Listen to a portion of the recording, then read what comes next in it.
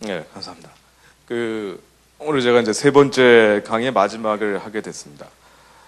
지난 이틀 동안 제가 말씀드린 얘기를 요약을 하면 이렇습니다. 이 남북한 대치라는 것은 단순한 군사적 긴장이나 혹은 이 안보적 문제 이전에 영적인 문제라는 것이 주제였습니다. 60년 대한민국의 역사라는 것은 인본주의의 가장 극단적인 형태가 공산주의입니다. 원래 공산주의 자체가 그런 방식으로 만들어졌죠. 하나님을 대적하기 위해서 만들어진 게 공산주의였고, 이 역사를 주관하는 것이 하나님이 아니라 사람이라는 전제가 되어 있는 것이 공산주의입니다. 그래서 이 사람에게 모든 권력을 집중시키고, 그리고 독재를 합니다. 그리고 혁명을 하죠. 그러나 그 결과는 미움, 증오, 분노였고 결국은 대학살극으로 끝난 것이 공산주의 역사입니다. 북한의 60년도 마찬가지죠. 대한민국 60년이라는 것은 이 공산주의, 좀 더 정확히 얘기하면 주체사상의 0이라고 볼 수가 있는데요. 이 북한 정권과의 대립이라기보다는 북한 정권 뒤에서 역사하는 하나님을 대적하는 0과의 대립이었죠. 그래서 60년 동안 대한민국이 유지된 것은 예수님, 하나님 부를 수 있는 자유가 유지된 겁니다. 그런데 이것이 대한민국이 만들어질 때부터 건국의 기도로 시작됐었고, 좀 더 시간표를 그 전으로 끌어올라가 보면요, 구한말에 5천년 우리 민족의 우상 숭배를 끊고 서양 선교사들이 들어오면서 우리에게 복음을 전해주기 시작을 했고요. 45년 동안 일제시대에 제대로 된 나라, 사실은 하나님 예수님 부를 수 있는 자유로운 나라죠. 일제시대가 결국 천황우송 숭배를 했던 시간이기 때문에요. 혹독한 고생을 하면서 하나님 예수님 부를 수 있는 자유가 있는 나라를 만들어 보겠다라고, 꿈에도 소원인 이 나라를 한번 만들어 보겠다고 어렵게 만들어진 게 대한민국이었습니다. 단순히 우리가 살고 있기 때문에 소중하기 이전에 이것은 하나님을 부를 수 있는 자유, 예수님을 부를 수 있는 자유가 우리 민족 7천만, 북한에 있는 2,400만은 아직 그 자유가 회복되지 않았고, 남한에 있는 4,900만만이라도 이 자유가 유지되고 있기 때문에 소중하다고 말씀을 드렸습니다.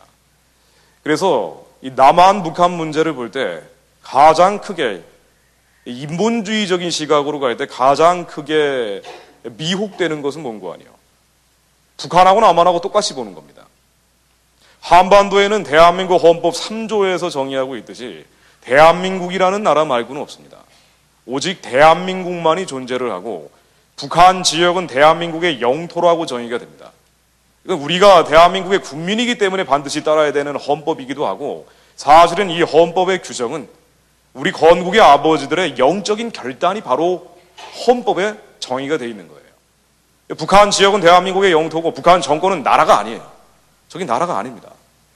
헌법으로는 반국가단체로 정의되는데 이 반란단체나 반역집단 같이 정의가 되는 겁니다. 북한 주민들은 뭐냐? 2,400만 주민들은 대한민국의 국민입니다.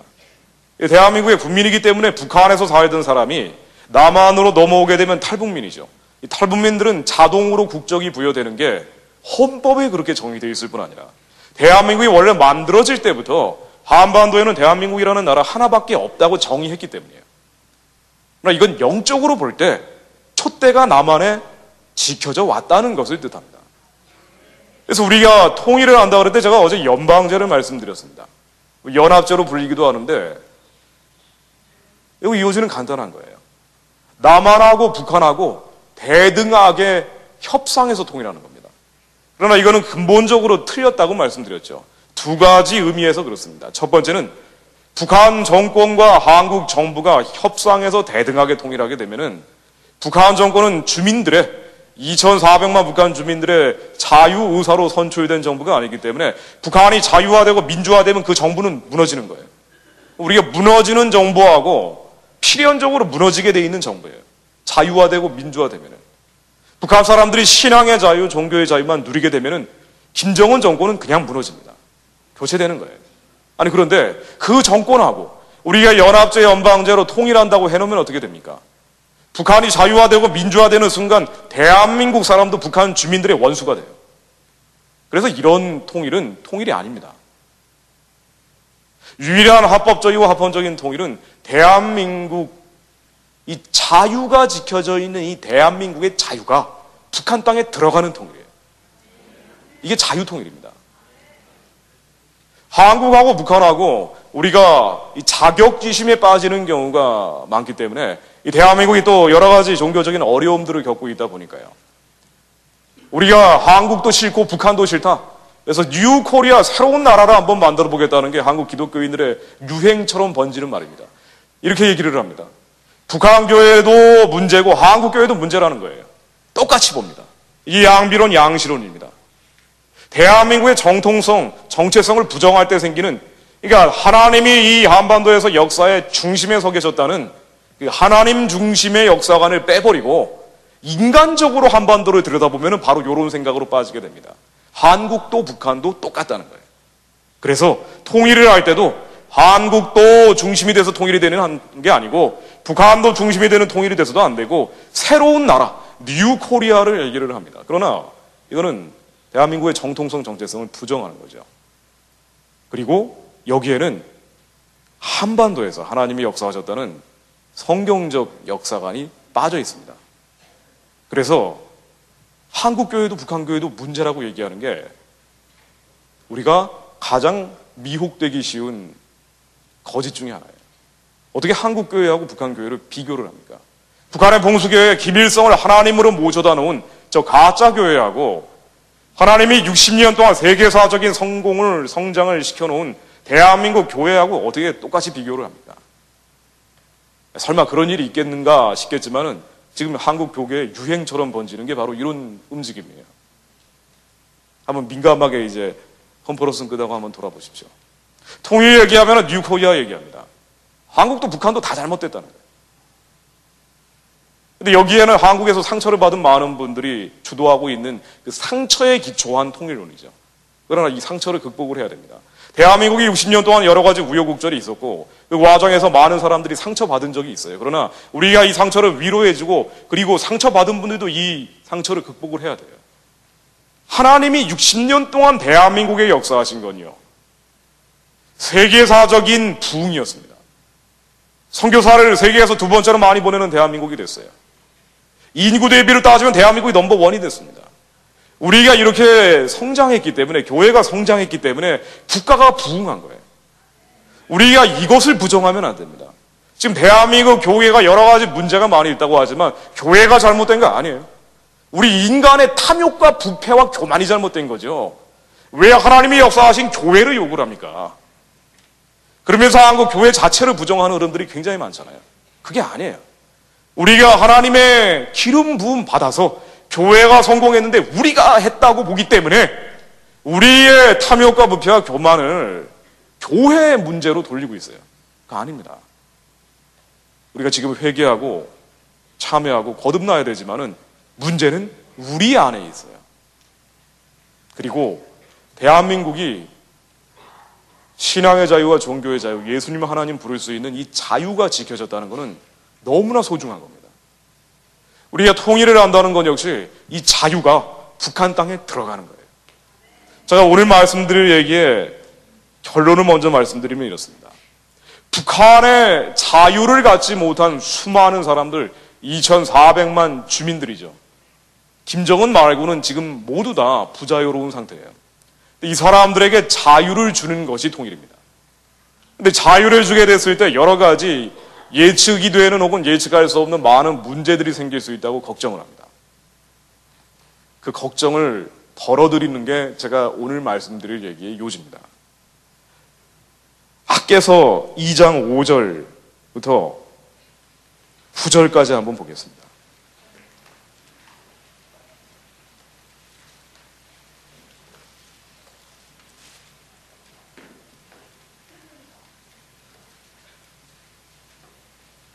제가 한번 읽어보겠습니다.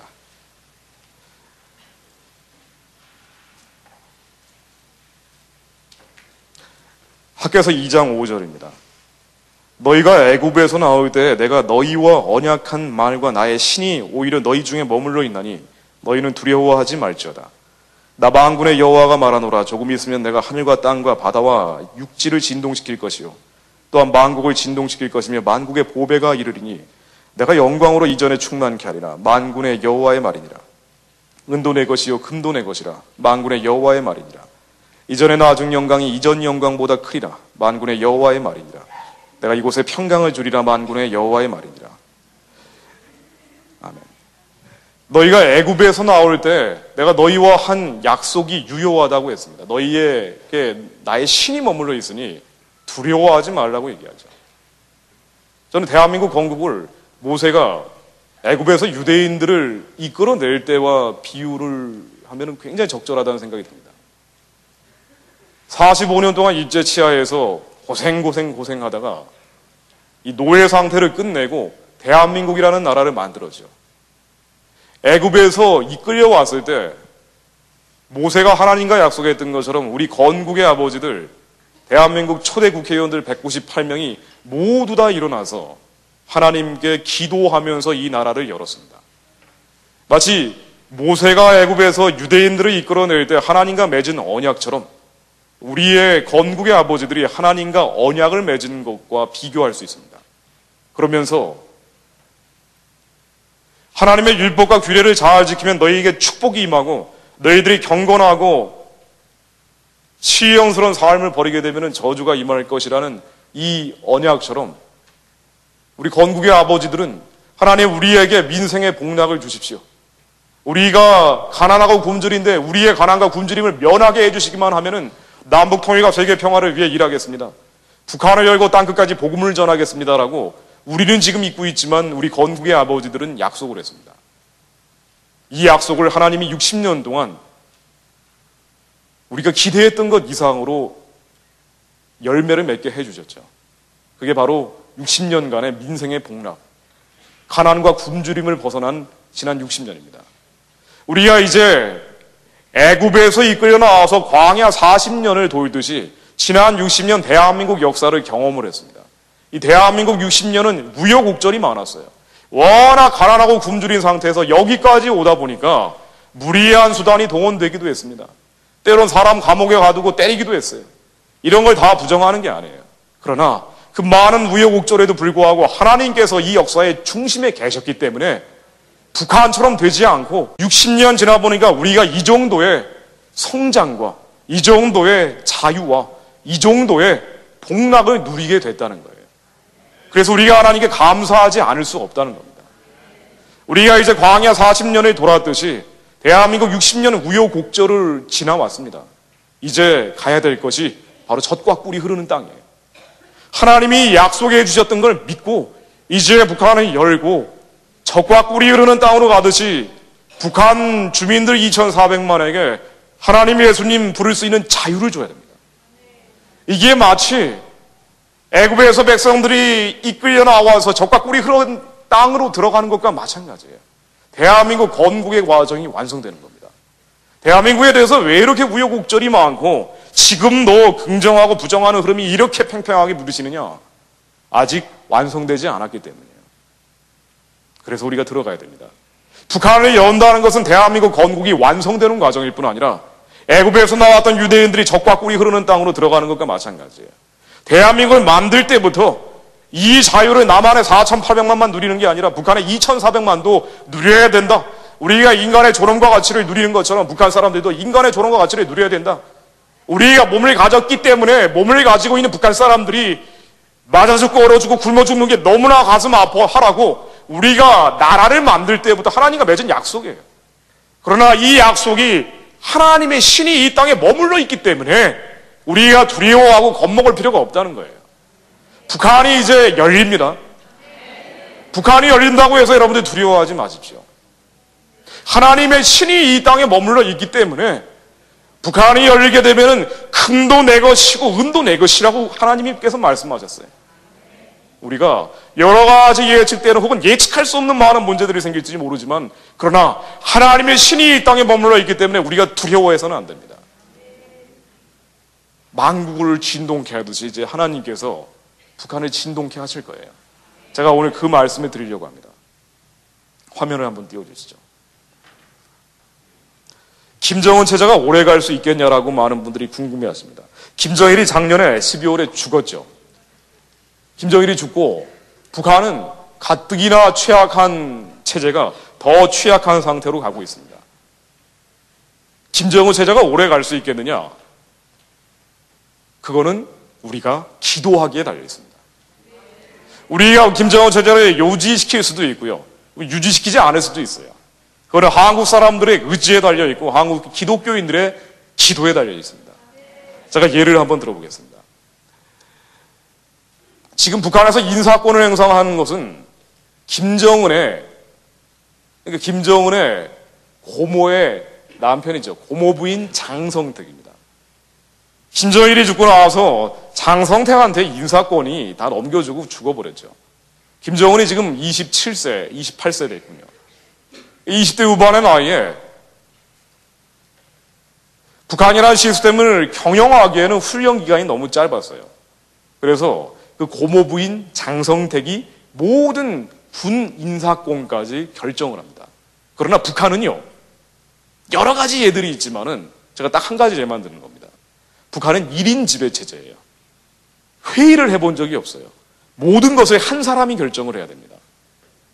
지금은 장성택이 모든 것을 결정하고 있는데 이제 한 3개월, 4개월 지나기 시작하면요, 누군가 한 사람이 결정을 해야 되는데 김정은이 결정하든가 장성택이 결정하든가 둘 중에 한 명이 해야 돼요. 두 사람 간의 협의는 불가능합니다. 시스템이 그렇게 돼 있어요. 그래서 예전에 94년도에 김정일이 죽었을 때 자기를 지도자로 옹립한 사람들, 김일성이 죽고 김정일이 지도자가 되도록 옹립했던 사람들은요, 김정일이 모두 다 정치범 수용소로 보내버렸어요. 북한에서는 1인 지배 체제이기 때문에 불가피한 일입니다. 장성택은 지금 공포에 떨고 있을 겁니다. 내가 이대로 있다가는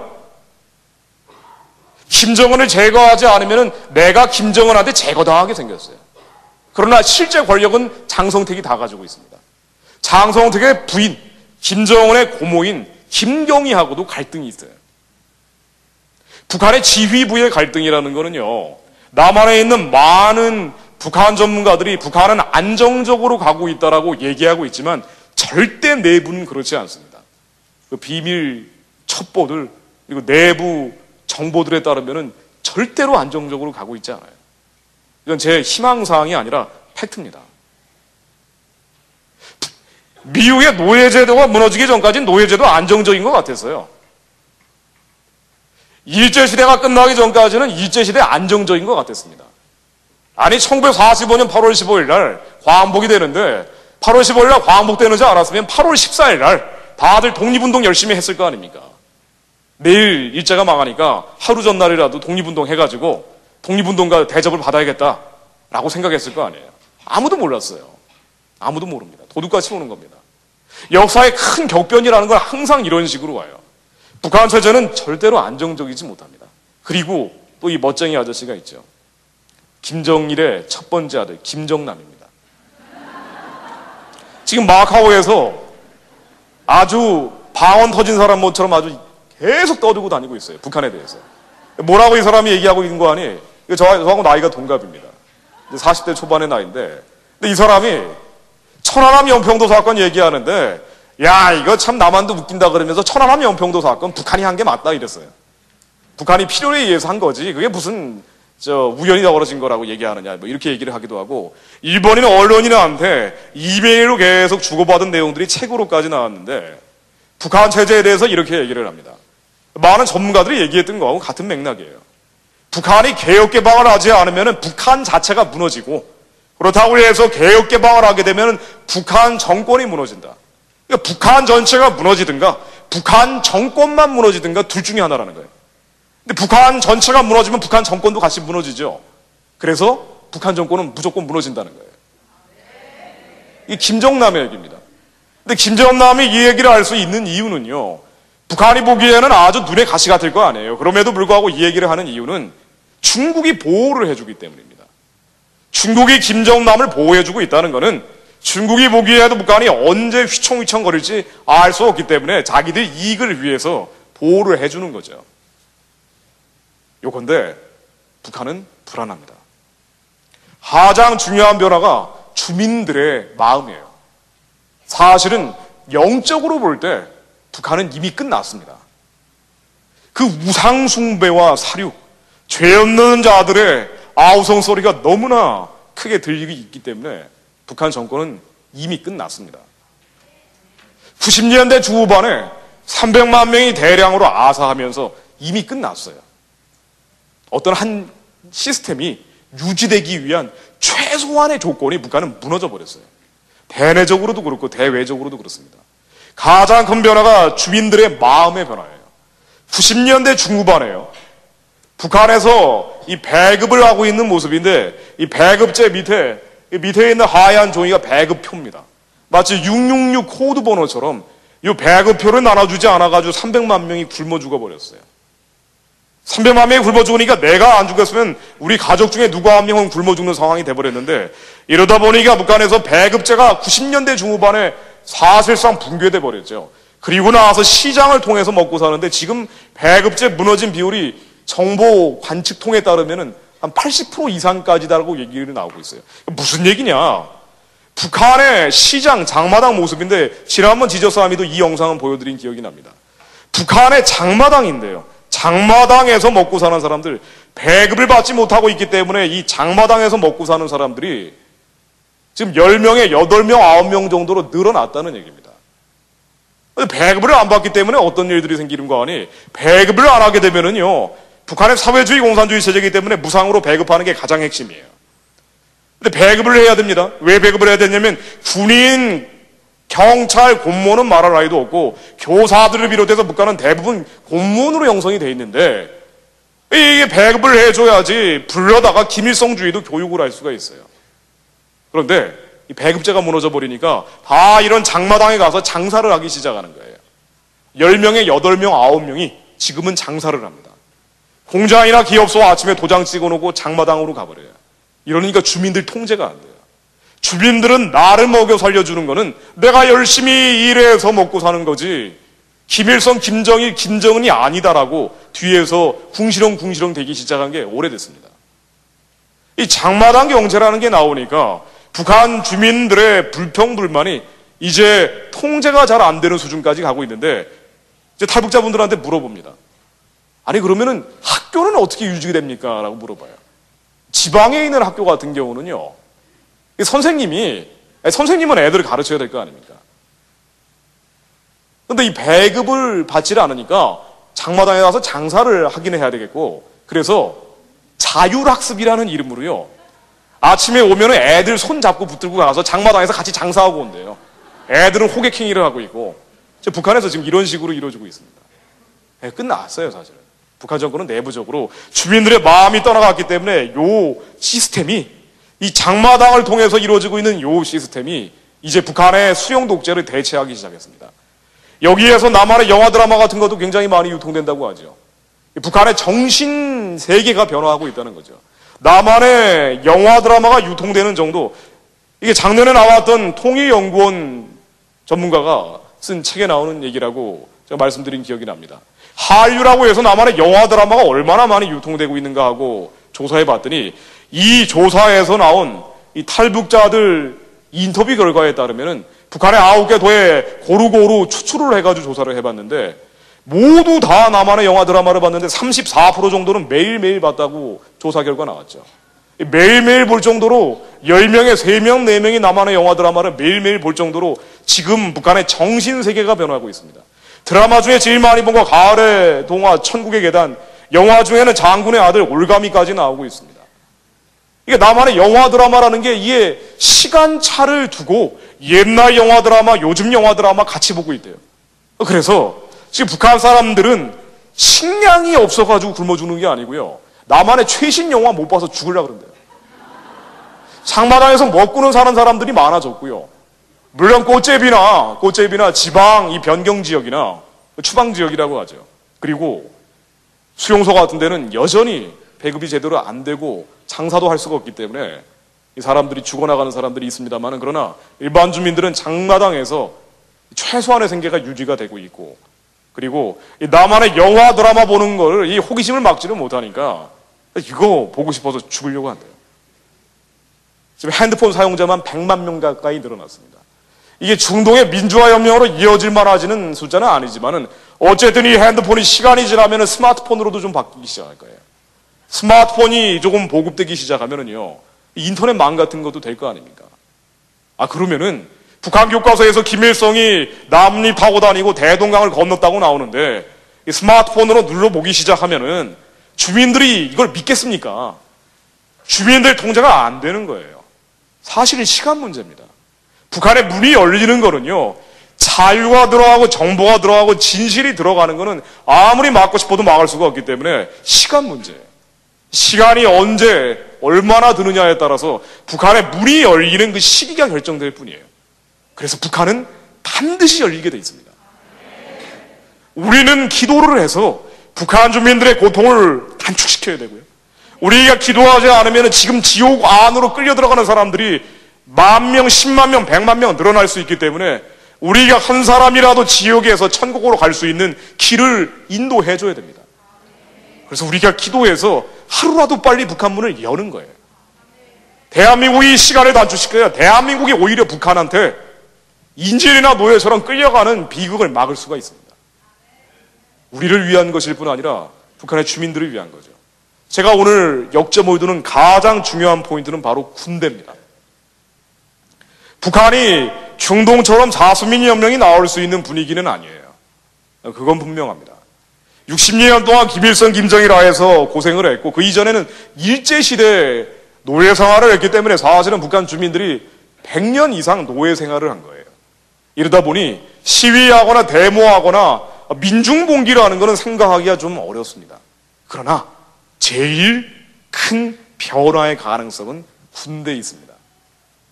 이게 왜 군대인 거 아니? 북한은 군인들이 우리보다 2배 정도 많습니다. 최소한 10년 정도 복무를 합니다.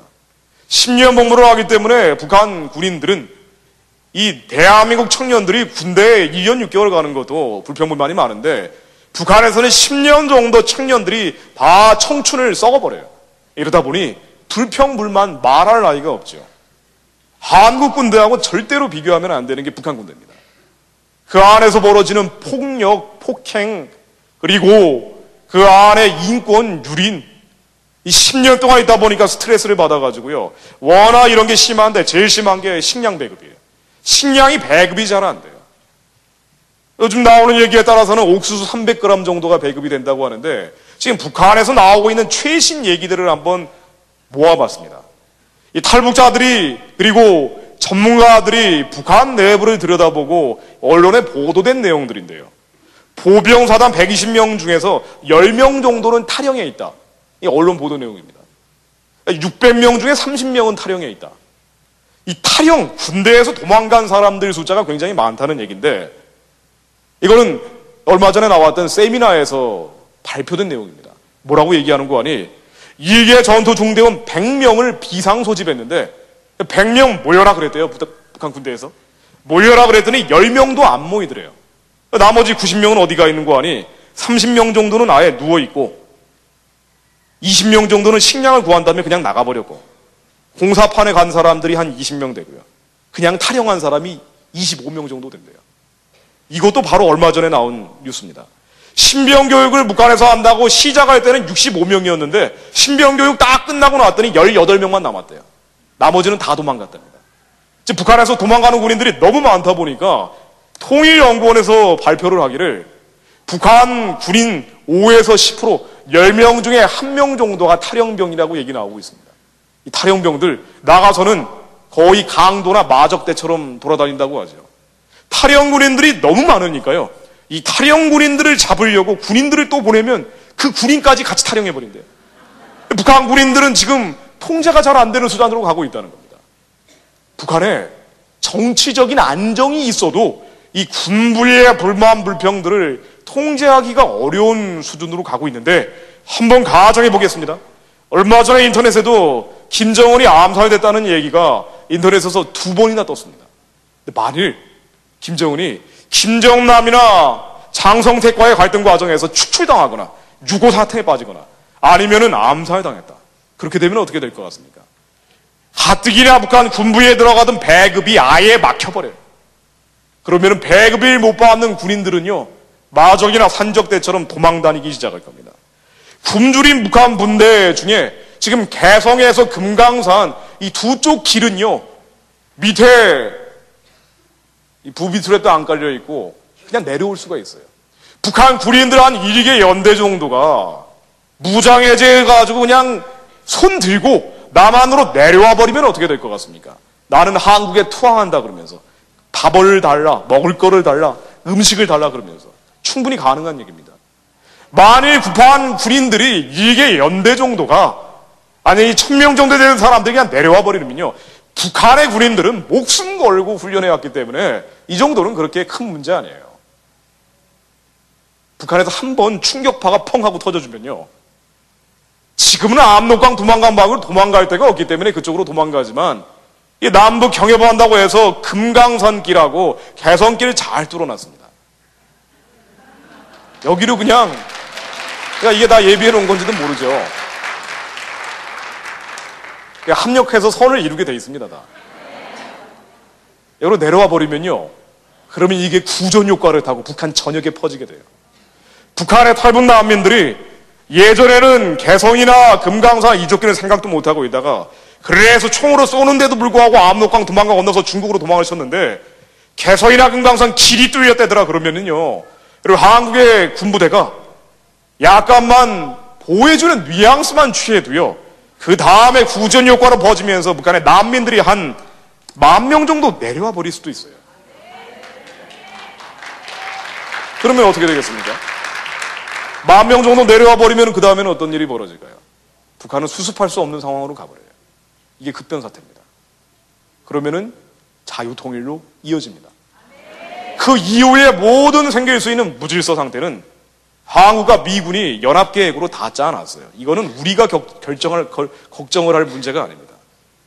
우리는 북한이 무너지게 되면 여러 가지 어려움들이 생길 수 있다고 걱정을 합니다. 제가 이 부분은 약간 설명이 필요한 부분인데, 자, 여러분들 이해가 안 되실지 모르지만 한번 준비해 봤어요. 통일 문제라는 게 워낙 국제적인 문제이기 때문에 이 억지로 이해하시려고 하지 말고 앞으로 제가 말씀드릴 5분 정도 얘기는 국제적인 관계의 문제인데 그냥 흘려서 들으면서 이해해 보십시오. 우리가 북한이 열릴 가능성들이 많은데 중국 때문에 안 된다고 우리가 걱정 근심하는 경우 많습니다. 맞습니다. 중국이 우리가 북한이 열기 위한 가장 큰 방해 국가인 것은 분명해요. 그러면은 중국이 방해 국가로 존재하고 있는 것이 분명하다면, 그렇다면 우리는 대책을 세워야 됩니다. 그래서 여러분들께 걱정 근심만 하지 마시라고 제가 대책을 한번 가져와 봤어요. 중국 때문에 자유통일이 안 된다. 지금 조중 우호조약이라는 걸 맺어가지고 북한에서 만약 급변 사태 같은 게 벌어지면은 중국 군인들이 탱크 몰고 들어가게 돼 있어요. 이게 조중 조약입니다. 62년도에 맺은 이 협약은 누군가 한 국가가 요구하면 들어가게 돼 있는데, 그런데 사실은 중국이 실제로 탱크 몰고 들어가기에는 매우 많은 진입 장벽이 있어요. 한국이 아무런 노력을 안 하게 되면 중국은 가져가겠죠. 그러나 대한민국 헌법에 따르면 북한의 영토는 대한민국 영토예요. 중국이 만약에 이런 식으로 나오게 되면 대한민국의 영토를 침범하는 겁니다. 우리가 대한민국 영토를 포기하겠다고 말한다면 할 수 없지만은 대한민국의 국제사회에 우리의 영토이기 때문에 절대로 침범하지 말라고 주장하면요, 중국 쉽게 못 들어갑니다. 이게 외교입니다. 중국이 만일 북한을 가로채려고 하기 때문에, 그래서 우리가 먼저 주장해야 될 것은 외교예요. 중국을 설득하는 겁니다. 우리가 한 번도 중국을 제대로 설득해 본 적이 없어요. 대통령이 중국 가면서 통일부 장관 데려간 적도 없습니다. 한 번도 설득도 안 해보고 안 된다고 말부터 하는 것은 잘못된 거죠. 중국이 방해하고 있는 것은 분명합니다만은, 그러나 중국에게 동북 삼성의 경제 발전이 중국 전체에 도움이 될 것이고, 대한민국이 북한을 자유화 민주화하게 되면은 중국 경제 발전에, 동북 삼성 결제 발전에 도움이 된다라고 설득을 하면요, 중국도 이해시킬 수 있습니다. 우리가 노력해야죠. 그래도 중국이 들어가려고 하면은요, 그때는 국제법을 동원을 해야 돼요. 국제법의 가장 중요한 원칙이 두 가지가 있습니다. 이게 뭔고 하니, 국내 문제 불간섭 원칙하고 이게 민족 자결의 원칙이라고 하는데, 이거 제가 외우라고 말씀드리는 게 아니고요. 국제법에 따르면 국가 간의 룰이 있어서 절대 다른 나라 문제에는 개입하지 못하게 돼 있어요. 이게 국내 문제 불간섭 원칙입니다. 만일 이거를 깨게 되면 전쟁이 벌어지게 돼 있는 거예요. 그래서 우리가 이 원칙을 가지고 대한민국의 헌법상 영토가 북한이기 때문에 그래서 중국이 여기에 군사적으로 개입하면 안 된다라고 국제사회에 주장을 해야 돼요. 이거는 그때 대한민국 대통령의 의지에 달려 있습니다.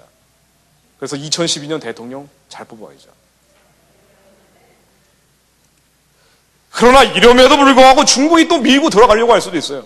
국제법이건 외교적인 원칙이건 다 신경 쓰지 않고 그래도 밀고 들어가려고 할 수도 있습니다. 그래서 그 다음에 마지막 남은 수단은 힘이에요. 완력입니다. 여러분들이 북한 문제가 국제 문제이기 때문에 이해를 도모하기 위해서 말씀드리는 겁니다. 약간 이해하시기 어려우셔도 2분만 더 참으시면 됩니다. 한반도는 국제사회의 우범지대라고 얘기를 합니다. 무슨 얘기냐? 한반도가 힘이 강해지면요, 이게 망치가 돼가지고 중국을 때려요. 옛날에 고구려가 그랬습니다. 한반도가 힘이 강해지면요, 또 일본을 단도처럼 심장을 향해 겨눈다고 얘기를 합니다. 그래서 일본이나 중국이나 통일된 한국, 강한 한국은 싫어해요. 전통적으로 그렇습니다. 그래서 일본이건 중국이건 간에 이 한반도를 통합되는 것, 통일되는 거에 대해서 그다지 좋아하지 않아요. 근데 그러면은 중국이나 일본은 그래도 자유민주주의 국가니까 노골적으로 방해하지는 않는다 치고 중국은 아예 사회주의 공산체제이기 때문에 노골적으로 방해할 우려가 많은데, 그러면 이 일본과 중국의 반대를 무릅쓰고 우리가 통일을 하려면 어떻게 해야 되느냐? 냉정한 힘의 법칙이 적용이 됩니다. 이게 더 강한 힘이에요. 중국이나 일본보다 더 강한 힘이 필요합니다. 우리가 신앙적인 부분을 빼고 제가 국제 관계를 말씀드리는 겁니다. 그리고 제가 성경적으로 확정적인 결론을 내릴 겁니다. 중국이나 일본의 반대를 무릅쓰기 위해서는, 특히나 통일 과정에서는요, 이 반대는 무릅쓸 수 있는 강력한 힘이 필요합니다. 이게 현재로서는 미국이에요. 이게 한미동맹이 그래서 통일 과정이 중요합니다. 중국은 전통적으로 한반도에 대해서 영토적인 야심을 부여했어요. 그러나 미국은 전략적인 야심이라고 해서 굳이 한반도에다 미군을 주둔시켜야 될 이해관계는 없습니다. 그러나 영향력을 확대하기 위해서는 한국이 미국과 동맹을 맺으면 좋다는 정도예요. 그래서 중국의 반대를 무릅쓰기 위해서는요, 한미동맹이 결정적으로 중요합니다. 통일 과정에서 예전에 독일도 마찬가지였어요. 박성조 교수님이라고 해서 이 베를린 대학의 한국인 출신으로 최초로 이 종신교수가 된 분이죠. 근데 이분이 통일 과정을 지켜봤는데, 독일 통일 과정을 지켜보니까 누가 나에게 독일 통일의 요인을 따진다면은 미국의 지원, 경제적 힘, 단결력 여러 가지가 있는데 미국의 힘이 가장 중요했다. 그리고 한반도에도 똑같이 적용된다고 얘기합니다. 왜 그런 거 아니에요? 독일이 통일되는 과정 제가 나중에 또 말씀드리겠습니다. 독일이 통일이 될 때 주변 나라들이 다 반대했어요. 우리가 중국 반대한다고 말씀들을 많이 하시지만 사실은 중국에 반대하고요, 예전에 독일이 통일이 될 때 그 주변에 있던 프랑스, 영국, 소련 반대하고는 비교할 수가 없어요. 독일은 1차 대전, 2차 대전 전범 국가입니다. 전쟁을 일으켰기 때문에 그래서 전승 4개국이라고 해서 미국, 영국, 프랑스, 소련이 독일을 반으로 갈라버렸어요. 그래서 독일은요, 서독하고 동독이 계엄 선포권도 없었어요. 주권 국가로 할 수도 없었습니다. 소련은 아예 38만 명의 군대를 동독 지방에다가 주둔시키고 있었어요. 주변국들이 도와주지 않으면 절대로 통일이 불가능했습니다. 그런데 어떻게 통일이 됐냐 말이에요. 여기에는 기도가 있었고요. 이게 첫 번째고요. 그리고 우리가 국제관계를 보게 되면은 기도하는 사람들이 이 국제관계의 힘을 활용을 했습니다. 이게 바로 미국입니다. 독일이 통일될 때 소련은 말할 나위도 없고 영국의 대처 총리, 그 유명한 총리 아니에요. 영국 총리 중에 가장 위대한 총리라고 손꼽히는 분인데, 이분은 독일이 통일되면은 또 세계대전 일으킨다고요, 유럽의 패권이 넘어간다고 하면서 마지막 날까지 도시락 싸들고 다니면서 말렸어요. 그런데 이렇게 말리는데도 미국이 도와주니까 영국도 동의해줍니다. 프랑스도 계속 심드렁한데 미국이 도와주니까 결국 프랑스도 동의해줘요. 이게 한국 통일 과정에 똑같이 들어갈 겁니다. 그러면 미국이 한반도 통일을 원하느냐 원치 않느냐? 미국이 예전에는 통일을 원치 않았습니다. 이게 냉전 시기예요. 이른바 냉전 시기. 소련하고 미국하고 갈라져가지고 이 공산주의 자유주의 진영이 한참 대립하고 있을 때는 한반도의 현상이 유지가 돼야 돼요. 누군가 이거를 깨버리면은 큰 전쟁이 날 수 있기 때문에 한국이 주도해서 자유통일하는 것도 반대하고요. 북한이 주도해서 적화통일하는 것도 반대해요. 이때는 적화통일도 자유통일도 불가능했어요. 이게 바로 냉전 시기입니다. 그런데 이 냉전 시기가 90년대 초반에 소련이 무너지면서 첫 번째 통일 기회를 갖게 돼요. 이때는 미국이 대외 정책이 바뀌면서 소련이 무너졌기 때문에 한국이 주도하는 자유통일해도 된다라고 이 지지해주는 주장들을 하기 시작합니다. 그러다가 또 한참 시간이 지났어요. 94년도에 300만 명이 북한에서 굶어 죽기 시작할 때 김일성이 죽었습니다. 김일성이 죽으면서 이때 미국이 한국이 자유통일하면 또 도와준다 그랬어요. 그러나 이때 우리가 했던 게 뭡니까? 북한에서 300만 명이 굶어 죽이면서 한 번만 북한 체제를 한 번만 약간 흔들어주면 그냥 와장창 할 수도 있는 상황이었는데 그때 한국 사람들이 대량 난민 나온다고 하면서 통일비용 들어간다 그러면서 엄청나게 두려워했어요. 그랬더니 94년도에 김일성 죽고 300만 명이 죽어나가면서 사실은 우리에게 통일 기회가 왔는데 우리가 그놈의 돈 때문에 통일되면 안 된다 그러다가 97년도에 IMF 외환 위기를 맞게 됩니다. 돈 때문에 통일 안 된다 그러다가 돈 때문에 가장 큰 고생을 하게 돼요. 왜 이런 일들이 벌어지는지 우리가 이유를 알아야 됩니다. 대한민국의 건국 자체가 북한의 2,400만하고 같이 인간의 존엄과 가치를 누려라. 북한 동포하고 남한의 국민들이 함께 예수님 만세, 하나님 만세 부르게 해라. 이게 우리의 건국의 의지예요. 대한민국이 존재하는 이유의 가장 큰 게 바로 요겁니다. 우리가 이거를 게을리하게 되면은요, 사명을 잊어버리게 되면은, 그러면은 다른 방식으로 하나님이 치게 돼 있어요. 94년도에 그때는 통일 기회 굉장히 많았습니다. 이때 정보기관에 계셨던 분들 얘기를 들어보면요, 돈만 있으면은 김정일 측근 중에도 300만 명이 죽어가니까요. 김정일 측근 중에도 이 김정일을 내가 교체해서 북한을 한국한테 바칠 테니까 돈만 다오. 우리의 안전만 보장해 다오. 이런 사람들까지 있었다 그럽니다. 그러나 이거를 거부했어요. 우리가. 한국 사람들이 거부한 겁니다. 또 한 번의 통일 기회가 옵니다. 이게 2001년 9.11 테러 때예요. 근데 북한이 핵무기하고 미사일을 개발을 하는데 핵무기 미사일 개발을 하고 이거를 가지고 이슬람권에다 자꾸 팔아대니까 그리고 이슬람이 9.11 테러를 일으키니까 미국이 보기에 북한도 악의 축이다라고 얘기를 하죠. 이때 한국 사람들이 의지를 발동했으면 또 통일할 수 있었습니다. 우리가 북한을 무력이나 폭력이나 완력으로 절대 통일하는 게 아니에요. 대한민국 헌법에 나와 있는 자유통일이라는 것은 북한의 신앙의 자유, 하나님, 예수님 부를 수 있는 이 자유를 회복시키는 통일이기 때문에 북한의 미래를 북한 주민들이 결정하게 하는 겁니다. 가장 평화적인 수단으로 통일하는 거예요. 이게 북한 사람들의 마음을 잡는 거예요. 제 책이 북한을 선점하라고 되어 있는 게 탱크 몰고 들어가라는 게 아니에요. 북한 사람들의 마음을 잡는 겁니다. 북한 사람들의 마음을 잡는 게 뭐가 있습니까? 북한 인권 주장을 하는 게 있죠. 그리고 북한의 삐라를 날리든 풍선을 날리든 라디오 방송을 하든 탈북자 구출을 하든 북한 사람들의 마음을 잡고 당신들의 진정한 조국이 대한민국입니다 라고 얘기를 해놓으면은 북한에서 급변 사태가 나거나 안 나건 간에 그 이후에 북한 내부에서 변화가 일어나면은 이 사람들이 대한민국과 하나가 되겠다 라고 선언하면 자유통일이 되는 거예요. 절대로 자유통일이 폭력이나 완력이나 무력을 쓰는 게 아니에요. 평화적인 방법을 쓰는 겁니다. 북한 사람들의 마음을 잡는 거예요. 그래서 심리전이라고 얘기하는 겁니다. 우리가 이걸 할 수 있었는데 안 썼죠. 그리고 이제 네 번째 통일 기회를 맞게 됩니다. 2010년 이후부터입니다. 왜 이 네 번째 통일 기회가 오게 되는 거 아니? 이거는 중국의 부상 때문이에요. 중국이 너무 커지고 있어요. 중국이 만약 앞으로 5년, 10년 지나서 더 커져버리면요, 우리가 또다시 통일 기회를 잃어버리게 돼요. 그래서 앞으로 2년, 3년 이 정도가 우리가 북한을 열 수 있는 가장 중요한 시기 중에 하나가 될 겁니다.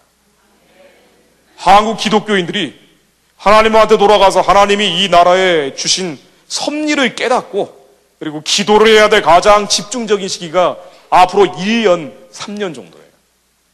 2년, 3년 지나버리면은 또다시 통일의 문은 닫히게 됩니다.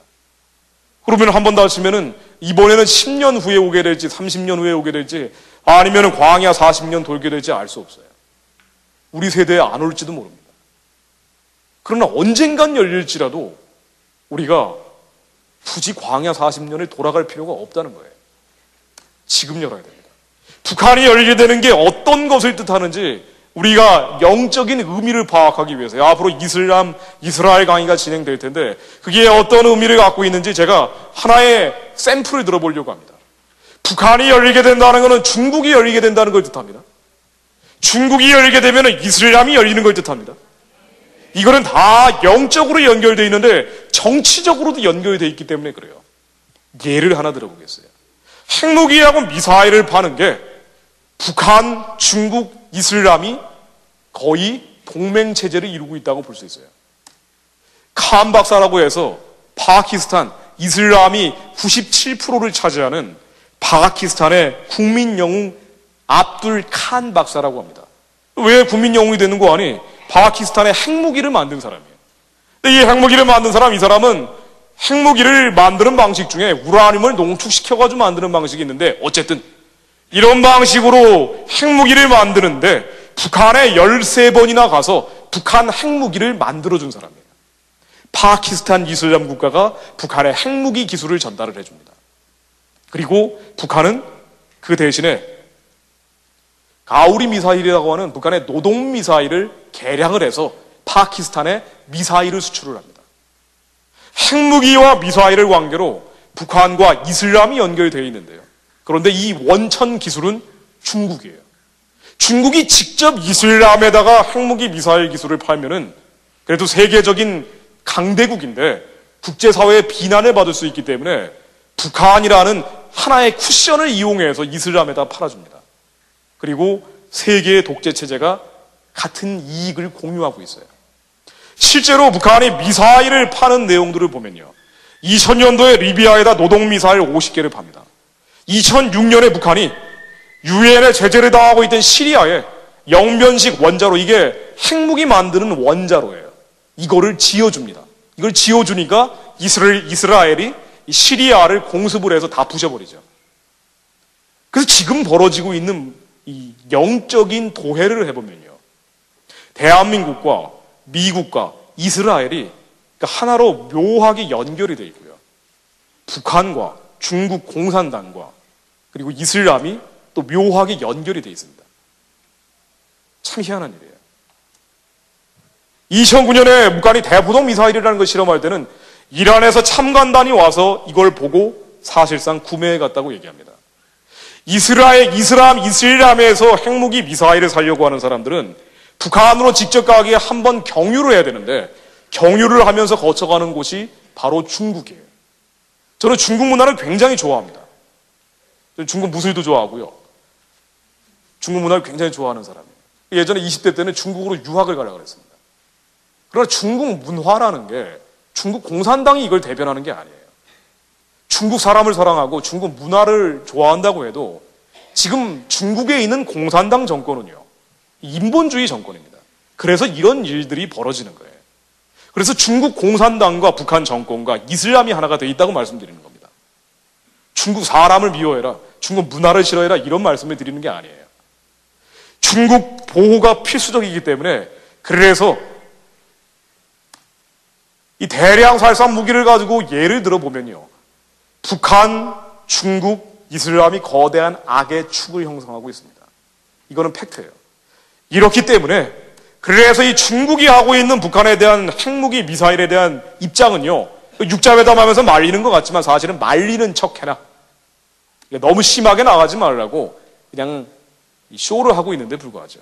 실제로 육자회담이라는 게 중국 포함해서 진행되는 수년 동안 북한의 핵무기 미사일을 잔뜩 업그레이드합니다. 그래서 북한 정권이 무너지게 되면요, 북한의 문이 열게 되면 중국 민주화, 중국 자유화도 달성될 수밖에 없어요. 그래서 중국에 대한 선교가 이때는 대량으로 대대적으로 이루어지게 됩니다. 북한이 열리게 된다는 건 단순히 북한의 2,400만을 구원하는 데 끝나는 게 아니고 중국의 그 수십억의 인구를 대량으로 대대적으로 구원하는 길이 열리는 거하고 같은 의미예요. 중국의 문이 열린다는 것은 이슬람의 문이 열리는 겁니다. 직접적으로 연결되는 통로가 이어지는 거예요. 그래서 우리가 왜 북한 문제를 가지고 이렇게 한국 사람들에게 높은 수준의 영적인 훈련을 시키고 있느냐? 간단합니다. 왜 대한민국이 하나님 앞에서 이렇게 정결해지고 성결해지라고 하나님이 계속 요구하고 계시느냐? 우리가 성결하고 정결해지지 않으면 끊임없는 위험이 와요. 끊임없는 도전이 오고 끊임없는 시련이 옵니다. 왜 그렇습니까? 우리가 북한이라는 인본주의 체제를 넘어서야 그래야지 중국 공산당, 그 다음 이슬람, 우리가 정말 싸워야 되는 이슬람 체제를 극복하고 그 사람들을 복음화시키기 위해서는 지금 이 정도의 훈련은 받아야 되는 거예요. 그래서 우리가 더 많은 성결과 정결이 요구되는 겁니다. 제사장 국가 공짜로 되겠습니까? 그래서 한국의 종북주의나 친북주의 쪽에 계신 분들은요, 필연적으로 반드시 종북이나 친북 라인에 서 있는 언론은 물론 학자, 전문가들, 종북이나 친북, 북한 정권을 지지하고 옹호하고 추종하는 입장에서 보면은 반드시 이스라엘을 굉장히 비난을 많이 해요. 근데 중동 분쟁 생기면 기사를 한번 보십시오. 제가 무슨 이게 강의가 아니고 강연이기 때문에 자세히 말씀은 안 드립니다만은 제 말씀을 듣고 이 중동 문제 생길 때 언론이 묘사하고 있는 걸 한번 보세요. 종북이나 친북 라인에 서 있는 쪽은요, 반드시 피해로 팔레스타인을 옹호를 하고 이슬람을 옹호를 하고 이스라엘을 집중적으로 비난합니다. 우리도 기독교인들도 모르게 이스라엘 정서에 빠져드는 분들이 굉장히 많아요. 그리고 반드시 미국에 대해서 집중적인 비난을 합니다. 이 언론은 이렇게 의도적으로 몰고 가기 때문에. 미국이라는 나라는 빛과 그림자가 같이 있습니다.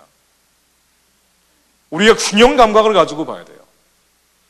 근데 지금 제가 한국 청년들한테 북한 문제 얘기할 때 제일 우려스러운 부분이 바로 이거예요. 한국의 유전자 안에 민족주의적인 정서가 굉장히 많기 때문에 이른바 종북이나 친북 라인에 서 있는 언론이나 전문가들이 이 반미 정서를 깔고 얘기하고 있는 거에 대해서 거의 저항력 없이 속수무책으로 넘어갑니다. 미국은 빛과 그림자가 있어요. 그리고 대한민국이 자유통일하기 위해서는 미국의 도움이 필요합니다.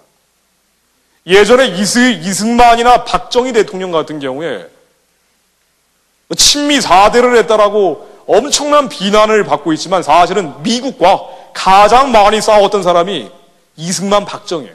그러나 대한민국을 만들기 위해서는 미국의 도움이 필요했고, 그리고 6.25를 막기 위해서 미국의 도움이 필요했고, 대한민국을 근대화하고 안전보장을 유지하기 위해서 미국의 도움이 필요했기 때문에 한미 동맹 체제를 끝까지 견고하게 유지했습니다.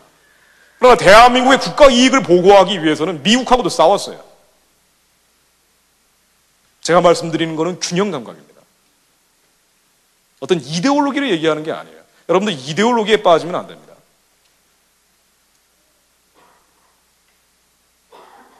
자, 이제 어려운 얘기는 끝났습니다. 이제 신나는 얘기로 들어가려고 합니다. 북한의 문이 열리느냐 마느냐 제가 이 말씀을 드리고 있었어요. 그러나 이거는 국제적인 문제이기 때문에 여러분들이 기도를 하실 때 이 국제적인 문제, 국제적인 관계들을 고려를 하시고 기도를 해야 된다고 말씀을 드렸습니다. 러시아에서 얼마 전에 지난해 말입니다. 이베모라는 국제기구에서 보고서를 냈습니다. 여기에 2020년의 세계를 전망을 하면서 뭐라고 얘기하는 거 아니? 2020년엔 대한민국이 자유통일된다는 거예요. 대한민국 주도로 통일이 되는데 대한민국 주도로 통일되는 과정, 제가 말씀드린 거하고 똑같습니다. 한국 주도로 통일되는 것은 북한의 지휘관의 갈등이 생기면서 대량 난민이 나오게 되고 북한의 국제사회 감시하에 임시정부가 만들어지면서 자유와 민주화된다. 그리고 자유통일 과정으로 들어간다는 거예요. 같은 시기에 나와 있는 미국의 국방대학 연구소에서 이런 보고서를 냈습니다. 코리안 퓨처스라고 해가지고 마찬가지로 김일성, 김정일, 이제 김정은 정권도 넘어가건 넘어가지 않건 중요하지 않다 그랬어요. 김씨 왕조는 김정은 때에서 끝난다고 얘기했어요. 끝나는데 그런데 이 다음에 어떤 일들이 벌어지느냐, 두 가지가 나올 수가 있다. 북한의 공산주의 체제가 완전히 무너져서 대한민국이 자유통일할 수도 있지만, 그러나 우리가 이 시기를 그냥 적당히 보내버리고 나중에는 북한의 새로운 인본주의, 공산주의, 사회주의 체제가 나와서 영구분단될 수도 있다라고 얘기를 합니다. 이거는 이 결론에 뭐라고 적어놓고 있는 거 아니? 2012년을 얘기하고 있어요. 이 보고서를 그냥 정확히 인용을 하면요, 2012년에 이른바 북한 정권의 우호적인 정권이 들어서게 되면은 통일되는 게 아니라 영구분단된다고 적어놨습니다. 이건 국내 분석을 해도 마찬가지예요. 북한 정권은요, 끝났어요. 90년대 중후반에 300만 명 대량 하사 발생하면서 이미 망했습니다. 남은 거는 한국 사람들의 의지인데, 한국 사람들이 어떤 의지를 발동하느냐에 따라서 북한 정권이 완전히 자유와 민주화돼서 우리가 북한의 신앙의 자유, 종교의 자유를 회복시킬 수도 있고, 그래서 자유통일 될 수도 있고요. 그렇지 않고 우리가 돈 든다, 그리고 난민 내려온다라고 하면서 여러 가지 걱정 근심하다가 적당히 시간 보내버리면은요, 영구분단 되면서 북한은 사실상 중국의 영향력 아래 들어가 버릴 수도 있어요. 북한이 중국 영향력 아래 들어가 버리면 탱크 밀고 들어가지 않아도요, 정치적으로, 경제적으로 간섭, 수위만 늘려도 얼마든지 집어삼킬 수 있는 수준까지 갈 수 있습니다. 그래서 우리의 의지입니다. 지금 우리에게 필요한 게 뭔가 하니, 대한민국이 만들어질 때 하나님과 했던 그 언약을 기억을 하는 겁니다. 우리 나라가 만들어질 때 하나님께서 너희에게 복을 줄 테니까 북한 사람들을 자유화시켜라, 민주화시켜라. 이 사람들이 예수님 만세 하나님 부를 수 있도록 내가 저 찬양 소리와 저 예배 소리가 평양 땅에서 나오는 그 날이 오기를 속히 바란다는 거예요.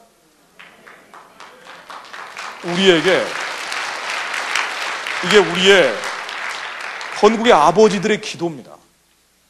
이제 돌아갈 필요가 없어요. 제가 요즘 기도할 땐 이렇게 합니다. 가게에서 물건 하나 사면서도 기도를 합니다. 북한 사람들이, 제가 이 초콜릿 하나를 사도 이 달콤한 초콜릿이 북한 사람들이 모두 자유롭게 먹는 날이 오게 해주십시오. 우리가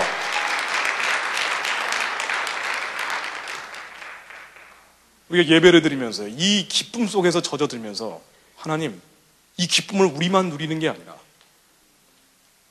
저 죽음의 땅에서 하나님 간절히 찾아왔던 북한의 치하 교인들이 하루빨리 그 기쁨을 마음껏 찬양할 수 있는 날이 오게 해주십시오.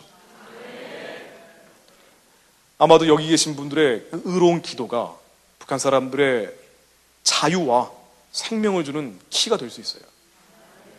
그게 아마 2012년 대선으로 결정될 겁니다. 2012년 대선에서 여러 가지 우려가 많이 있지만은, 간단히 얘기하면 이렇습니다.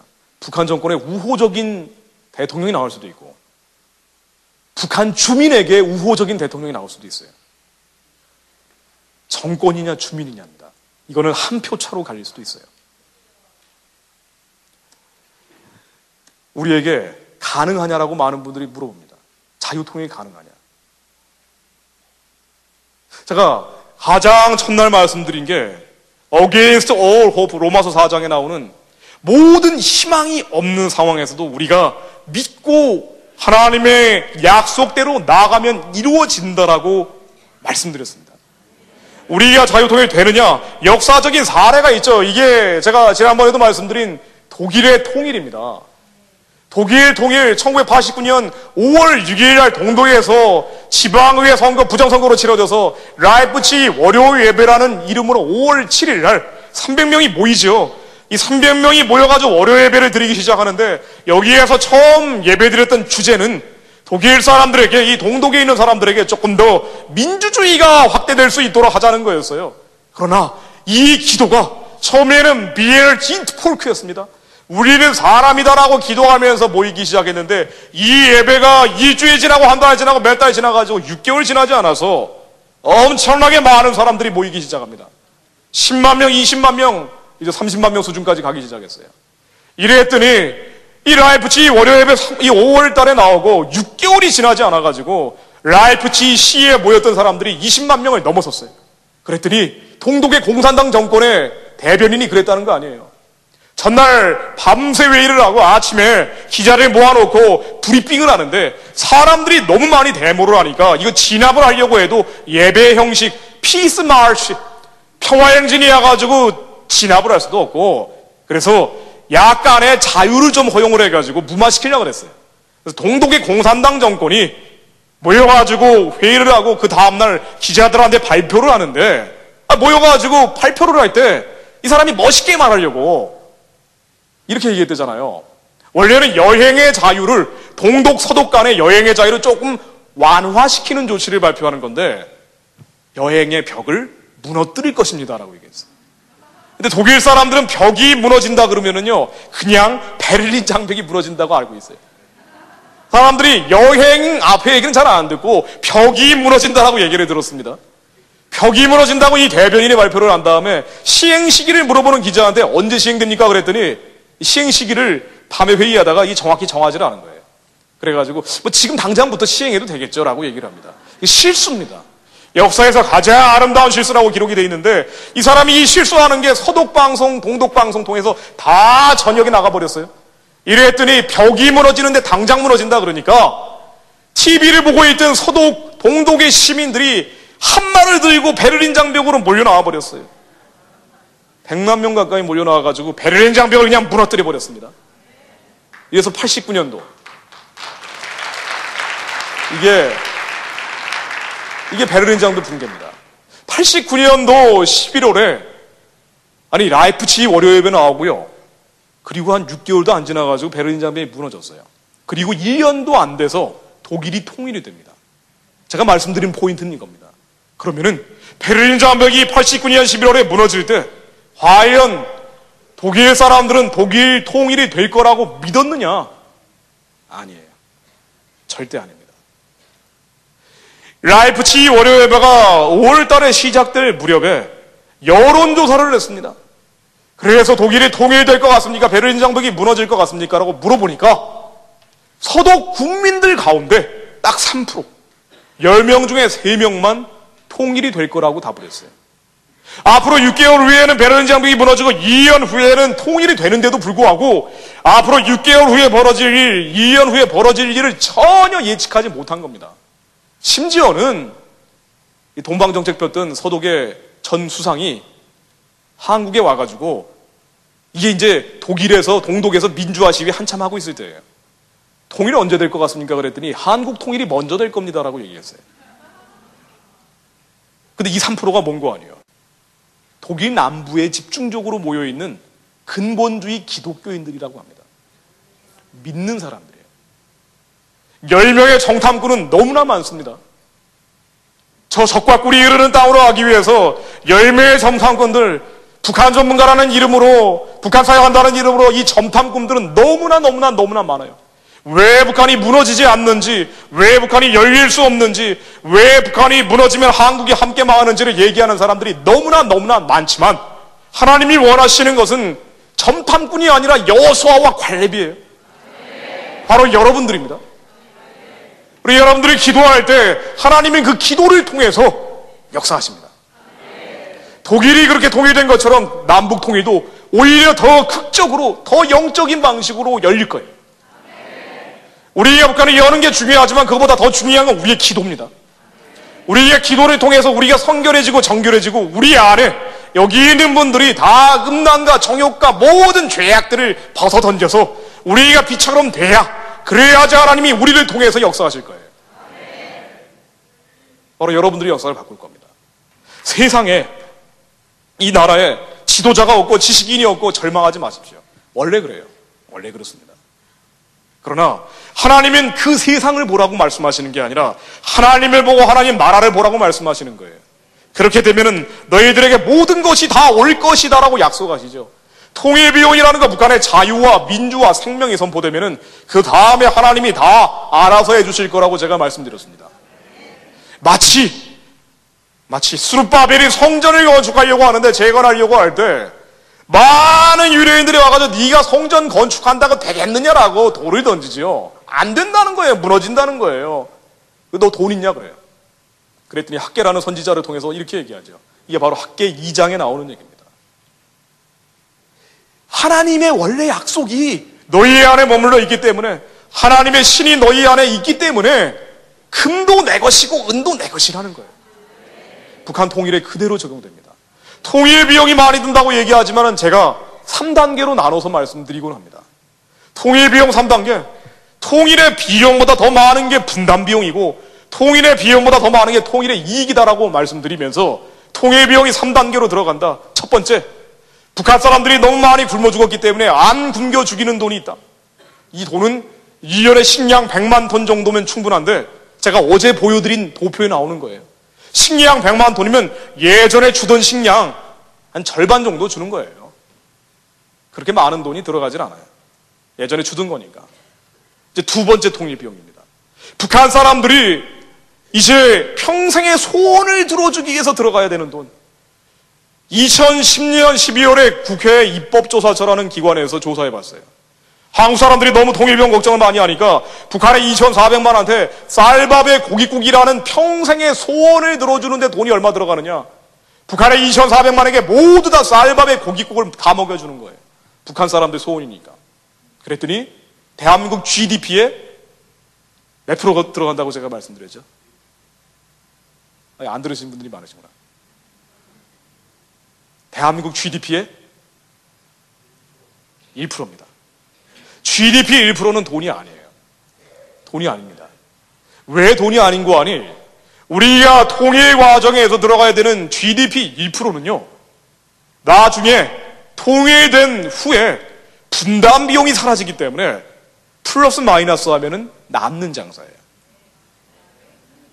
군대 안 가신 분들 계실 텐데 제가 책임이 없는 자리니까 그냥 농담 삼아 진담 삼아 얘기하면요, 우리가 통일되면은 남한에 62만 군데, 북한에 117만 군데 됩니다. 합치면은 180만 군데예요. 180만 군데는요, 주변 나라들이 가만히 놔두질 않아요. 너희들이 침략하려고 하는 거 아니냐고 하면서 군인 숫자 줄여야 됩니다. 군인 숫자 줄이려면요, 그때는 원하는 사람만 갈 수도 있어요. 그렇게 되면은, 아니 꼭 그게 좋은 건 아닙니다만은 많은 부분에서 비용이 세이브 됩니다. 국방비만 한 3% 가까이 들어가기 때문에. 우리가 GDP 1% 돈이라고 얘기하지만은 97년도에 IMF 외환위기 겪었을 때 GDP가 40% 떨어졌어요. 우리가 벌던 돈의 절반 정도가 날아갔습니다. 그러나 1년 만에 극복을 합니다. GDP 1%는 돈이 아니에요. 북한이 무너지면 남한이 함께 망하는 게 아닙니다. 우리가 마지막 세 번째 통일 비용 때문에 걱정을 많이 하는데 이건 뭐냐? 북한의 낮은 GDP를 남한 수준까지 끌어올리는 데 들어가는 돈입니다.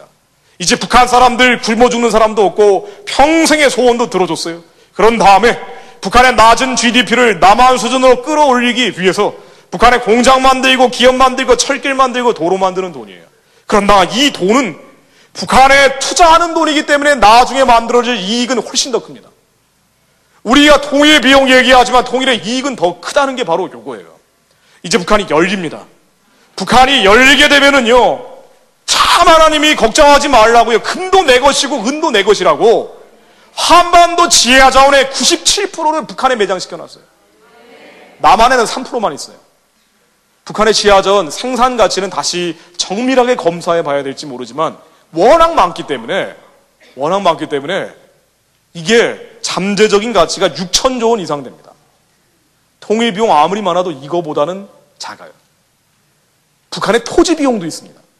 북한 땅은 다 김정은 땅이죠. 그러면 이제 통일되고 남한의 땅 투기꾼들이 가가지고 이 토지 다 소유하게 할 거 아니잖아요.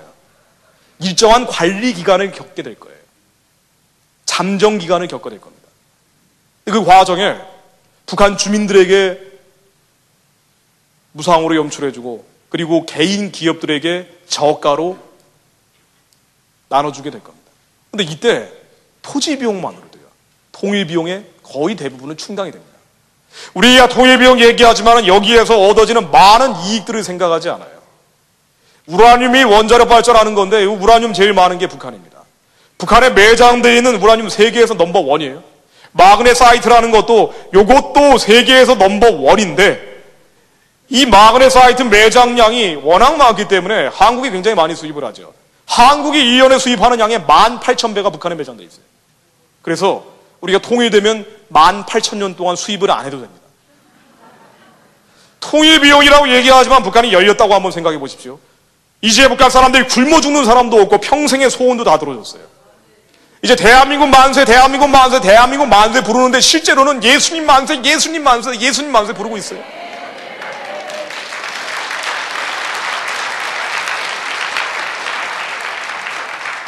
북한 사람들이 예수님 만세 부르면서 내가 예수님을 만세 불렀다는 거에 대한 하늘의 이 응답이 그대로 오게 될 겁니다. 북한에 기차, 철도 이거 제대로 돼 있는 게 없습니다. 북한 사람들이 굶어 죽는 사람도 없고 평생 소원도 들어줬기 때문에 이거는 이제 한국의 경제 능력에 맞춰서 투자하는 거예요. 남한의 코레일 같은 기업, 철도 만드는 기업 대박이 날 거예요. 엄청난 시장을 갖게 되는 거예요. 지금보다 직원들을 3배 이상 뽑아야 될 겁니다. 북한의 고장난 버스입니다. 이거 다시 다 갈아줘야 돼요. 남한의 현대자동차부터 해가지고요, 지금보다 생산성이 몇 배로 높아질 겁니다. 남한의 은행에 계신 분들 북한의 마을마다 고장마다 지점 만들어야 돼요. 이것만 만드는 거 아니죠. 북한의 민둥산입니다. 북한은 산에 나무가 없어요. 초근목 피하느라고. 한국 사람들이, 이 남한 사람들이 숲 만드는 능력, 나무 만드는 능력이 세계에서 넘버원이에요. 몽골의 사막화를 맡고 있는 게 한국 사람들입니다. 한국의 산림청 직원들은 이제 대박이 납니다. 만년 개장하셨던 분들은 국장 달아야 돼요. 모든 사람들이 다 기회가 확장되게 됩니다. 남한에 공무원 하셨던 분들, 지금 공무원하기도 어렵지만은 서독이 그랬어요. 서독이 동독을 열고 나니까 동독에 있던 사람들은 이게 개인적인 사업으로 이제 전환이 되고 생산 인력으로 전환이 되죠. 그리고 서독의 공무원들을 파견을 하는데 사람들이 모자라니까 퇴직한 공무원들까지 보냈습니다. 한국도 마찬가지가 될 거예요. 그런 면에서는 북한이 굉장히 쉽습니다. 지금 시장 생활자가 10명에 8명, 9명 되기 때문에 북한 연 다음에 간단해요. 이제 마음대로 장사하십시오라고 하면 돼요. 그런 다음에 북한에서 장사하고 있던 교사들 대신 남한에 있는 임시제, 기간제 교사하던 분들이 북한 가서 다 교장 선생님 해야 됩니다. 남한 사람은 물론 북한 사람 모두에게 기회가 확장이 돼요. 북한에 있는 삼지연 공항입니다. 이게 공항 같습니까? 남한 땅에 미국보다 공항 만들어 놓은 비율이 3배 가까이 많은데 공항 지을 필요도 없는데 남한에서 공항 만들려고 하지 말고 북한 연 다음에 북한에다 공항 만들면 돼요. 북한의 건축물입니다. 일제시대처럼 조선 말기처럼 하수도 시설도 제대로 안 된 지역이 굉장히 많다 그래요. 제가 이 건설 회사에 가서 한번 강연을 하니까 아주 환호하고 난리가 나더라고요.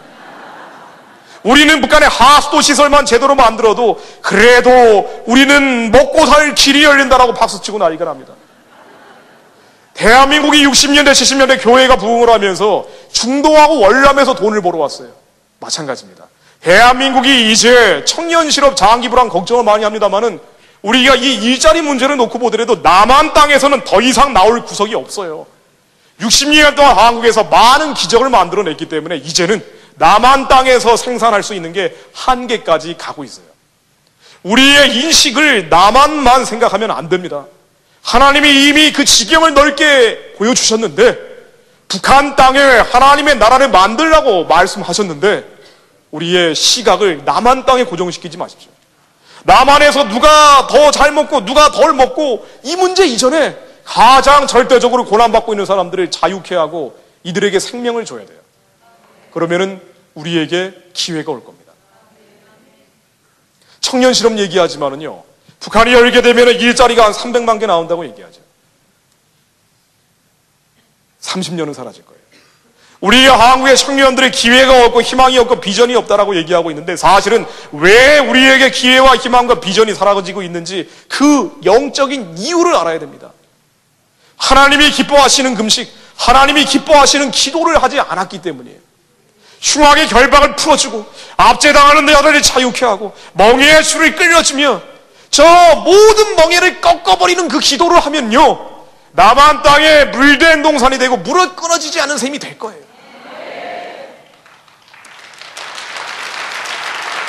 여러분들이 10년 후에, 15년 후에, 20년 후에 이력서를 한번 생각해 보십시오. 제가 아까 은행 지점 얘기를 했습니다만은 은행 지점만 만들어지겠습니까? 아니에요. 마을마다 고장마다 가장 먼저 만들어야 되는 게 교회죠. 아니, 요즘 전도사분들 보면은 나중에 어디 취직해야 되는지 이 고민으로 정말 걱정 많이 하십니다. 아니, 그러나 이건 자연스러운 거예요. 그러나 여러분들은 이 민족의 사명을 어깨에 짊어지고 있는 분들이에요. 여러분들이 정말 해야 되는 거는요, 취업 원서 쓰세요. 그러나 100장 써서 한 군데 들어갈 거면은 90장 쓸 시간에 북한을 열기 위한 기도를 하십시오. 북한을 열기 위한 헌신을 하십시오. 우리의 15년 후의 이력서를 평양의 여의도 순복음교회만한 교회를 짓겠다는 여러분들의 비전을 가지세요. 개성의 삼성 같은 기업을 만들겠다는 꿈을 꾸십시오. 여러분들이 정치하고 싶은 분이 계시면요, 개마고원에서 출마할 생각을 하세요. 여러분들 15년 후에 여러분들이 있어야 될 곳이 남한 땅으로 제한된 게 아니라 남한, 북한 모두 이 한반도 전체를 넘어서서 저 초원으로 대륙으로 뻗어나가는 꿈을 꾸십시오. 대한민국 청년들에게 한국의 지도자 지식인들이 위로한답시고 이런 얘기합니다. 가장 큰 거짓말이에요. 너희들은 88만 원 세대야. 너희들은 워킹 푸어야. 너희들은 아무리 열심히 일을 해도 88만 원 이상 벌 수가 없고 최저임금 이상을 벌 수 없다고 얘기를 해요. 하나님은 우리의 입술의 열매를 통해서 역사하십니다. 우리가 입술에 어떤 말을 선포하느냐에 따라서 우리의 미래가 바뀌게 돼 있어요. 우리가 미움과 징후와 저주에 섞인 말을 하게 되면 하나님은 그대로 역사하는 거예요. 우리가 하나님이 이 입술을 통해서 사랑을 얘기하고 희망을 얘기하고 소망을 얘기하고 비전을 얘기하면요, 하나님은 그대로 역사합니다. 한성 감옥에서 이승만 박사가 인류국가 꿈을 꿨더니 지금 인류국가를 눈앞에 두고 있어요. 우리의 입술의 열매를 맺게 해야 됩니다. 너희들이 약한 자다 하더라도 너희는 용사라 라고 선포하라 그랬어요. 우리가 왜 88만 원 세대입니까? 왜 워킹 푸어예요? 이런 얘기 쓰면 안 됩니다. 우리는, 그리고 청년들 여러분들은 통일을 눈앞에 두고 있는 통일의 세대예요. 여러분들은 북한 사람들을 자유케 하고 이들에게 생명을 줄 수 있는 생명의 세대입니다. 여러분들이 북한 땅을 열고 이제 땅끝까지 복음을 전하게 할 수 있는 황금의 세대예요. 우리는 88만 원 세대도 워킹 푸어도 아니에요. 우리 앞에 놓여있는 그 많은 비전들을 생각해 보십시오. 북한을 열게 되면 2.2배국도 7,200만 국민을 갖게 된다 그러죠. 영국이나 프랑스보다도 우리가 인구가 더 많아져요. 기회가 더 넓어진다는 겁니다. 2배 이상의 영토가 넓어진다는 거는요, 이제 독일의 동해보다 더 강한 강점이 초원과 대륙으로 길이 열리는 거예요. 부산에서부터 배를 타고 스페인까지 가는데 35일 걸려요. 물건 팔 때. 그러나 초원과 대륙을 잇게 되면은요, 시크로드 이 길을 따라서, 예전에 물건 팔던 이 길을 따라서 우리가 가게 되면 18일밖에 안 걸립니다. 이게 무슨 얘기냐? 물류비용, 수송비용이 절반으로 줄어듭니다. 그리고 우리에게 초원과 대륙으로 가는 길이 열려요. 그래서 대한민국의 자유 통일되면 세계적인 선진국가가 된다. 이게 우리가 복음 통일해서 선교 강국이 되기 위한 가장 기초적인 인프라예요. 이 물질 자체가 의미가 있는 게 아니에요. 우리가 선교 왕국 돼서 많은 사람들이 선교사 돼서 외국의 선교 제1국가가 되기 위해서는 강대국이 돼야 되는 겁니다. 풍요가 와야 되는 거예요. 골드만삭스라고 세계에서 제일 큰 투자회사에서 대한민국이 2050년에 우여곡절이 있지만 세계에서 2등 되는 선진국이 된다 그랬어요. 세계에서 1인당 GDP가 두 번째 국가가 되는데 이게 참 묘한 숫자입니다. 우리가 대한민국을 처음 만들었을 때 1인당 GDP 65불, 세계에서 두 번째로 가난했어요. 인도 다음으로 낮았습니다. 그런데 60년 지나니까 하나님한테 순종했더니 세계에서 1인당 GDP가 두 번째가 됐대요. 이게 기적이 아니고 뭡니까? 우리가 이 기적을 만들 수 있는 동력이 하나님 잘 믿고, 그리고 60년 동안 복받고, 그리고 우리가 위기가 있었지만은 하나님께 다시 회개하고 참여하고 돌아왔더니 하나님이 북한을 열고 남한 북한 동족들이 함께 복음 전하고 있더라. 이게 북한이 열린 다음의 일입니다. 북한이 열리고요, 제가 한 3분만 더 말씀드리겠습니다. 북한이 열리고 이제 초원과 대륙의 길이 열립니다. 시베리아 횡단 열차를 TSR이라고 해요. 위에 시베리아로 연결되어 있는 이 열차를 타고요, 여러분들 답답하신 일이 있으면요, 남한 땅에서 전 이 얘기할 때가 너무 좋아요. 그냥 기차 타고 달립니다. 우리 남한 땅에서 왜 이렇게 짜증나는 일들이 많은 거 아니에요? 너무 좁은 땅에 너무 많은 사람이 있어요. 열어줘야 됩니다. 공간을 확대하고 길을 연결을 시켜주는 거예요. 우리가 북한을 열게 되면은요, 남한에서 갑갑하고 답답한 시절이 끝납니다. 그냥 기차표 하나 끊어서요, 달려요. 달립니다. 한 2타열 3일 달리면은 바이칼 호수라고 남한 땅보다 4배가 넓은 호수가 나와요. 여기 이 호수 한번 보게 되면은요, 제가 비행기 타고 보러 갈 기회도 있었는데 기차 타고 가려고 지금 안 보고 있습니다. 이 남한 땅보다 4배 넓은 호수 보게 되면은요, 가슴이 펑 튀어요. 머리가 시원하게 열릴 겁니다. 내가 도대체 과장님하고 왜 싸웠을까? 다시 돌아가서 열심히 일해야지. 우리가 북한을 열게 되면은요, 이제 여름 될 때 여러분들 비행기 타고 아웃리치 갈 기회가 상대적으로 줄지도 몰라요. 오히려 부산에서부터 시작되는 아시아 하이웨이를 따라서요, 차 한 대 빌려가지고 그냥 밟아요. 그냥 밟습니다. 그냥 밟으면은요, 한 3일 달려가면은 흰 산맥이 나와요. 하루 정도 더 달려가면요, 알지 못한, 듣지 못한 마을이 나옵니다. 그리고 여기서 자요. 자고 나서 아침에 창문을 열어보면요, 창문 밖에 히말라야 산맥이 나옵니다.